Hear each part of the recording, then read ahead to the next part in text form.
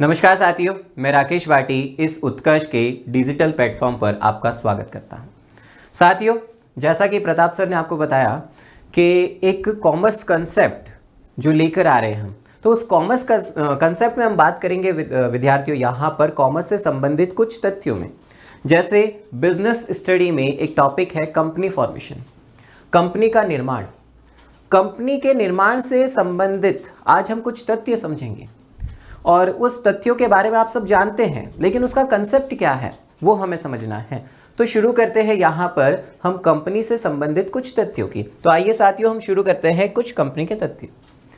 तो साथियों यहाँ पर देखिए, यहाँ एक मैंने प्रश्न दिया है, चाहे कंपनी निजी है, ठीक है, पब्लिक कंपनी होती है और एक प्राइवेट कंपनी होती है। एक ओपीसी का भी वर्जन है, वो हमें ध्यान रखना है। एक ओपीसी को भी अवधारणा जो है उसको भी तैयार किया गया है। लेकिन यहाँ अब हम बात करेंगे किसके बारे में, निजी कंपनी के बारे में और केवल सार्वजनिक कंपनी के बारे में। तो क्या प्रश्न है, चाहे कंपनी निजी है अथवा सार्वजनिक है, प्रत्येक का समामेलन करवाना अनिवार्य है। तो यहाँ पर आपका उत्तर होगा हाँ। ये क्या उत्तर होगा आपका यहाँ पर, हाँ उत्तर होगा, क्योंकि प्रत्येक यहाँ पर जो भी निजी कंपनी है चाहे सार्वजनिक कंपनी है उसे अपने समामेलन प्रमाण पत्र को, यानी समामेलन प्रमाण पत्र मिलते ही, क्यों, क्योंकि समामेलन प्रमाण पत्र जो होता है विद्यार्थियों ध्यान रखना है, यह कंपनी का जन्म प्रमाण पत्र होता है। यानी कंपनी इसके बिना अपना व्यवसाय शुरू नहीं कर सकती है, चाहे वो निजी होगी और चाहे वो सार्वजनिक होगी, ठीक है। क्योंकि सबसे पहले अगर हम बात करें यहाँ पर, ठीक है, किसकी चर्चा करें, यदि मैं निजी कंपनी की बात करूं, निजी कंपनी, और यदि सार्वजनिक कंपनी की बात करें, सार्वजनिक कंपनी,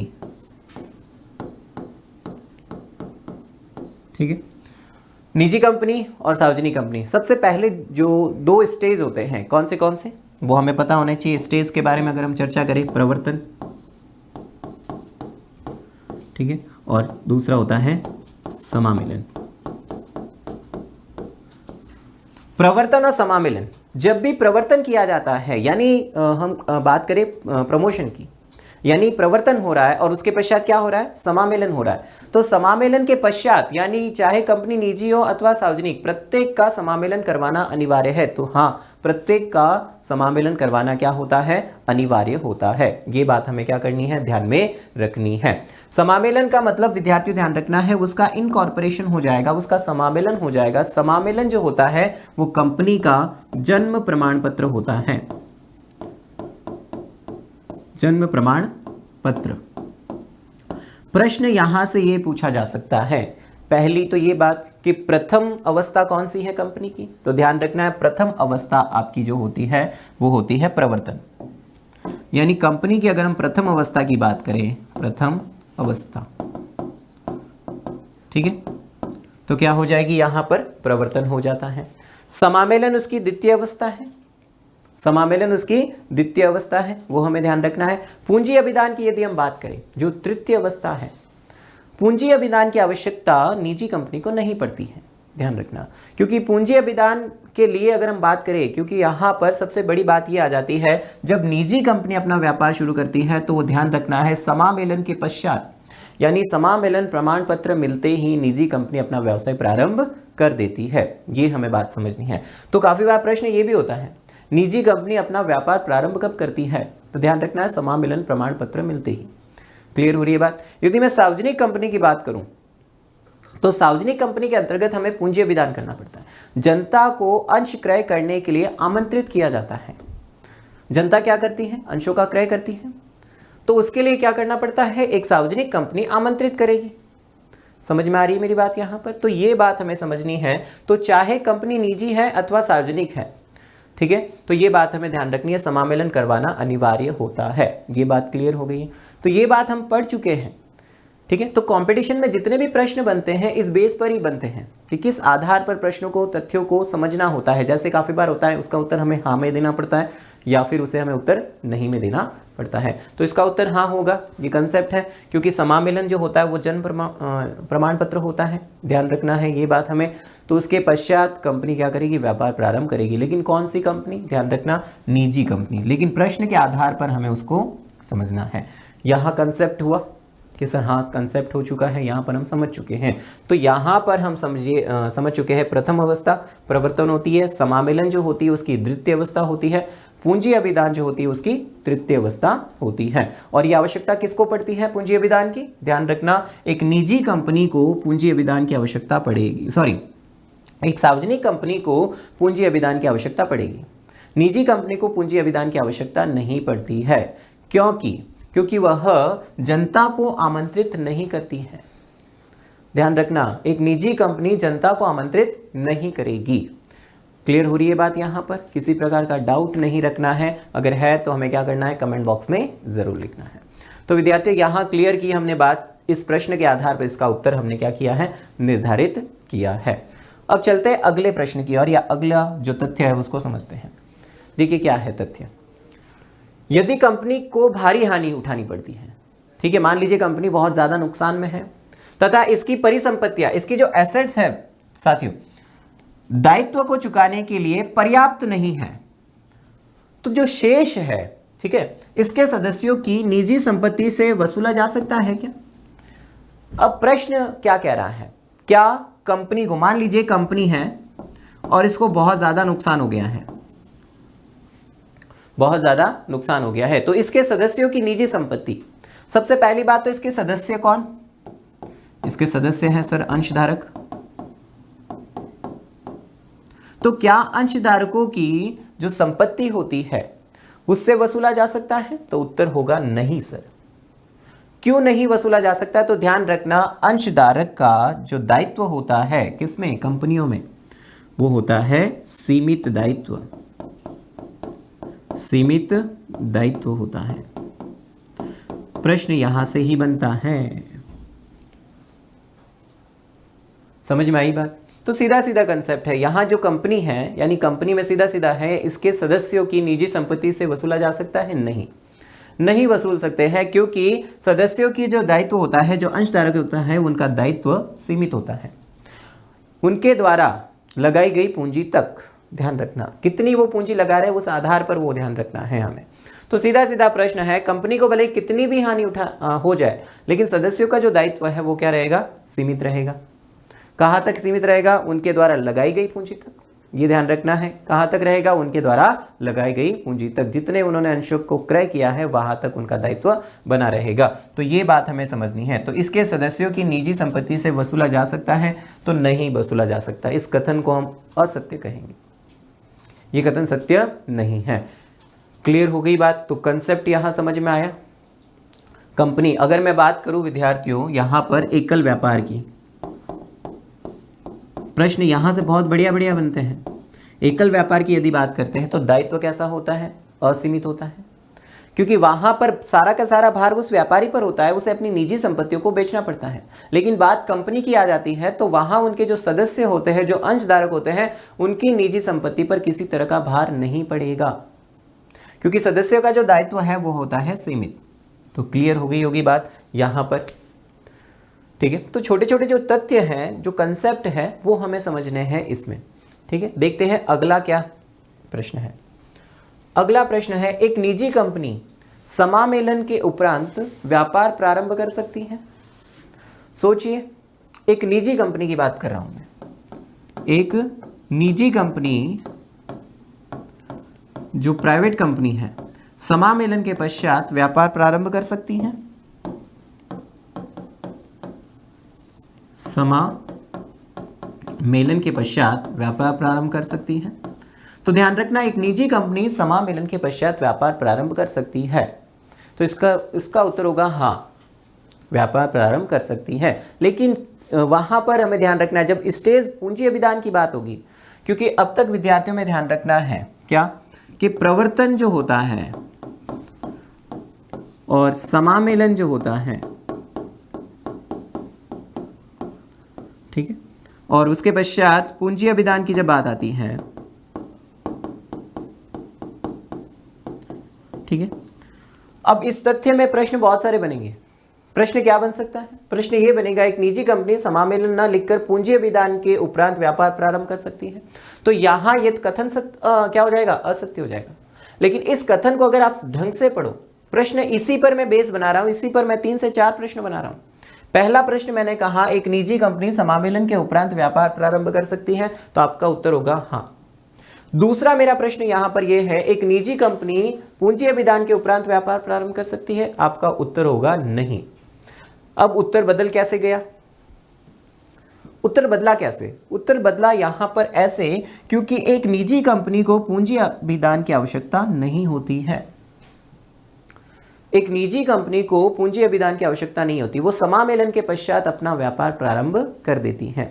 अब 2 प्रश्न यहां से बने। तीसरा प्रश्न सुनना ध्यान से, क्यों नहीं करती है, यहां पर ध्यान रखना है, क्यों नहीं करती है। तो ध्यान रखना निजी कंपनी के जो सदस्य होते हैं, इनकी जो सदस्य संख्या होती है विद्यार्थियों, ध्यान रखना मिनिमम कितने होते हैं 2 और अधिकतम कितने होते हैं, ध्यान रखना 200। ठीक है, मिनिमम कितने होते हैं 2 और अधिकतम कितने होते हैं 200 होते हैं। समझ में आ रही मेरी बात यहां पर?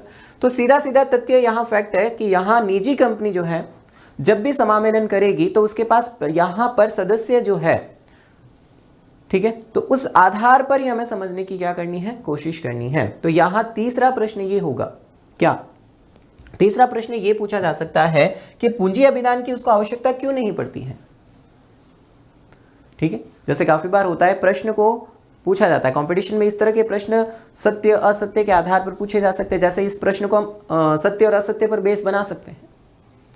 तो पूंजी अभिदान की इसलिए आवश्यकता नहीं पड़ती है क्योंकि निजी कंपनी अंशों को क्रय करने के लिए जनता को आमंत्रित नहीं करती है। समझ में आ रही मेरी बात? एक निजी कंपनी अंशों को क्रय करने के लिए जनता को आमंत्रित नहीं करेगी। जब निजी कंपनी जनता को आमंत्रित ही नहीं करेगी तो उसे न तो प्रविवरण की आवश्यकता पड़ती है। कंसेप्ट पढ़ चुके हैं हम, प्रविवरण क्या है। ठीक है, ध्यान रखना इसमें बहुत सारे प्रश्न छिपे हुए हैं। ठीक है, आप बहुत ज़्यादा अगर डिटेल में जाएंगे तो बहुत सारी बातें निकल कर आएगी। तो यहाँ पर तीसरा जो प्रश्न था, जैसे मैंने यहाँ इस प्रश्न को बना लिया पूंजी अभिदान के पश्चात, तो ये उत्तर हो जाता नहीं। और यदि अगर इसी को मैं प्रश्न को बेस मान लूँ पहले ही, तो इसका उत्तर होगा एक निजी कंपनी समामेलन के उपरांत व्यापार प्रारंभ कर सकती है, तो आपका उत्तर होगा हाँ। ठीक है, कारण सहित पूछें तो कारण इसको बताना है। अब देख से कि इसी प्रश्न को मैंने कारण कथन और कारण के रूप में परिवर्तित करता हूँ। ठीक है, कथन और कारण क्या कहता है? कथन मेरा ये है विद्यार्थियों, यहाँ पर एक निजी कंपनी समामेलन के उपरांत व्यापार प्रारंभ कर सकती है। कारण ध्यान से सुनना, क्योंकि कारण ध्यान से सुनना क्योंकि यहाँ पर निजी कंपनी को, ठीक है, अपने अंशों को क्रय करने के लिए जनता को आमंत्रित नहीं करती है। अब कथन भी सही है और कारण भी सही है। अब इस बेस पर मैंने कितने प्रश्न बना दिए? 3 से 4 प्रश्न बन गए आपके तैयार। तो कथन और कारण में क्या होता है, जब इस तरह के प्रश्न कथन और कारण से संबंधित कुछ प्रश्न पूछे जाते हैं तो वहां हमें कथन जो पूछा गया है उसका कारण से क्या संबंध है वो हमें पता लगाना जरूरी है। तो अगर मैं ये कहता एक निजी कंपनी पूंजी अभिदान के उपरांत व्यापार प्रारंभ करती है, कारण क्योंकि वो जनता को अंश क्रय करने के लिए आमंत्रित करती है, तो आपका उत्तर होगा सर कथन और कारण में अगर बात करें तो कथन भी गलत है और कारण भी गलत है। समझ में आ रही है? और पहले वाला जो मैंने कथन और कारण बताया यहाँ पर, तो मैंने उस समय क्या बताया था?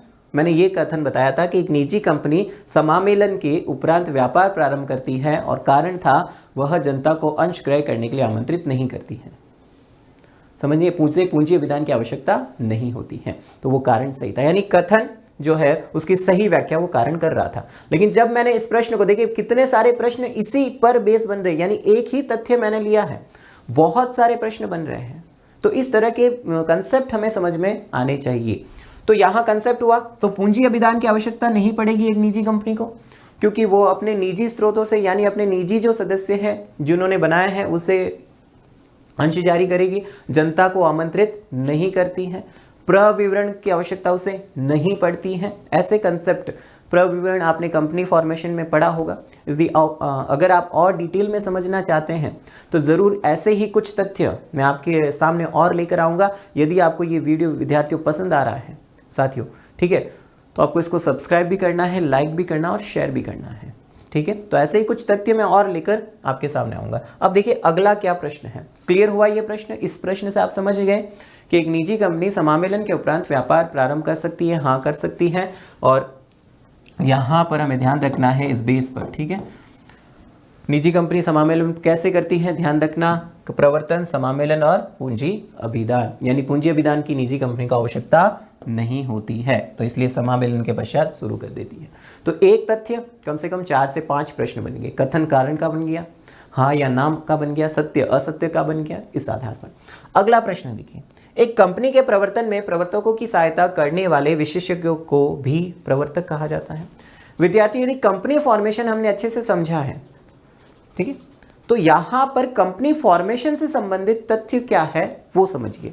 जब भी प्रवर्तक जो होता है, ध्यान रखना, सबसे पहला काम प्रवर्तक का, काफी बार प्रश्न पूछा जा चुका है कंपटीशन एग्जाम में, प्रवर्तक का प्रथम जो कार्य होता है वो क्या होता है, व्यवसाय के अवसर को पहचानना।